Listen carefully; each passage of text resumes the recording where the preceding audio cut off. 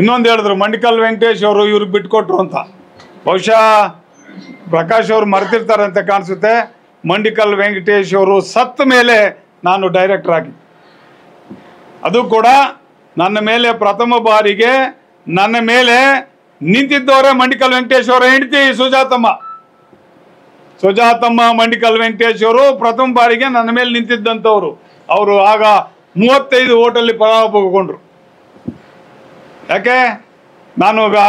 ನಾನೊಂದು ಕುಟುಂಬದಿಂದ ನಾನು ಆಗಬಾರ್ದಾ? ನೀವು ಆಗಬಾರ್ದು ನಾನು ಹೇಳಿಲ್ಲ.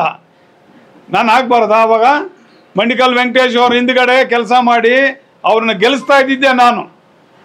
ಇನ್ನೊಂದು, ಈ ಫೀಲ್ಡ್ಗೆ ನನ್ನ ಕಾಂಟ್ರಿಬ್ಯೂಷನ್ ಗೊತ್ತಿದೆಯಾ ನಿಮಗೆ? 1993ರಲ್ಲಿ ಗೋಲಿಬಾರ್ ಆಗಿದ್ದಂಗ ನಾವು ಹೋರಾಟ ಮಾಡಿ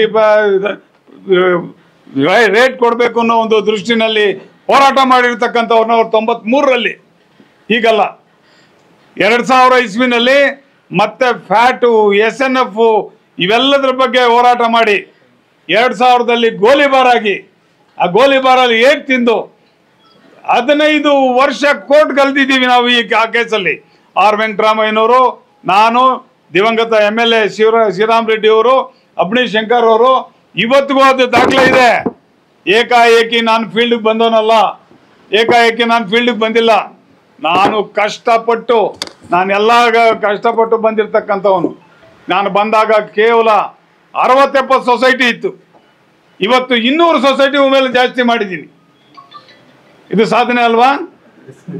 5 ವರ್ಷದಿಂದ, ಹೋದ ವರ್ಷ 5 ವರ್ಷದಿಂದ ನಾನು ಗೆದ್ದಾಗ ಪ್ರಕಾಶ್ ಅವರು ನನಗೆ ಸಹಾಯ ಮಾಡಿದ್ದಾರೆ, ನಾನು ಇಲ್ಲ ಅಂತ ಹೇಳೋದಿಲ್ಲ. ಹಾಗೇನೆ 5 ವರ್ಷಗಳ ಕಾಲ ಕೂಡ ಅವ್ರಿಗೆ ಯಾವುದೇ ರೀತಿಯಾದಂಥ ನೋವು ಉಂಟು ಮಾಡದೆ, ಯಾವುದೇ ರೀತಿಯಾದಂಥ ಇದು ಮಾಡದೆ ಅವರನ್ನು ಅತ್ಯಂತ ಒಳ್ಳೆಯ ಭಾವನೆಯಲ್ಲಿ ನಡೆಸ್ಕೊಂಡು ಹೋಗಿದ್ದೀನಿ. ಪ್ರಕಾಶ್ ಅವರು ರಾಜೇಂದ್ರ ಗೌಡರಿಗೂ ಮಾಡಿದ್ರು. ರಾಜೇಂದ್ರ ಗೌಡರು ಕಾಂಗ್ರೆಸ್ನಲ್ಲಿದ್ದರು, ಅವರು ಸಪೋರ್ಟ್ ಮಾಡ್ಬೋದಾಯ್ತಲ್ಲ. ಹಾಗಾದರೆ ಅವ್ರು ಯಾಕೆ ಮಾಡಲಿಲ್ಲ ಸಪೋರ್ಟು? ನಮ್ಮದು ಮಾತ್ರ ಹೇಳ್ತಾ ಇದ್ದಾರೆ. ಇದು ನಮ್ಮದೊಂದು ಪಕ್ಷ, ಇದು ಜಾತ್ಯತೀತ ಜನತಾದಳ ಪಕ್ಷ. ಇದಕ್ಕೊಂದು ಹೈಕಮಾಂಡ್ ಇದೆ, ಇದಕ್ಕೊಬ್ಬ MLA ಇದ್ದಾರೆ, ಇದಕ್ಕೊಬ್ಬ ನಾಯಕರುಗಳಿದ್ದಾರೆ, ಅಸಂಖ್ಯಾದಂಥ ಕಾರ್ಯಕರ್ತರಿದ್ದಾರೆ. ಅವರ ಭಾವನೆಗಳಿಗೆ ನಾವು ಇದನ್ನು ಕೊಡೋದು, ಗೌರವ ಕೊಡೋದು ನಮ್ಮ ಕರ್ತವ್ಯ. ಹಾಗಾಗಿ ನಮ್ಮ ರಾಜ್ಯಾಧ್ಯಕ್ಷರು ನಮ್ಮನ್ನು ಕ್ಯಾಂಡಿಡೇಟ್ ಆಗಿ ಅನೌನ್ಸ್ ಮಾಡಿದ್ದಾರೆ, ಕಂಟೆಸ್ಟ್ ಮಾಡಿದ್ದೀವಿ. ದೇವ್ರ ದಯೆಯಿಂದ ಮತ್ತು ಕಾರ್ಯಕರ್ತರ ಒಂದು ಇದರಿಂದ ನಾವು ಗೆದ್ದಿದ್ದೀವಿ. ಹಾಗೆಯೇ ನಾನು ಯಾವತ್ತೂ ಮಾತು ಕೊಟ್ಟಿಲ್ಲ.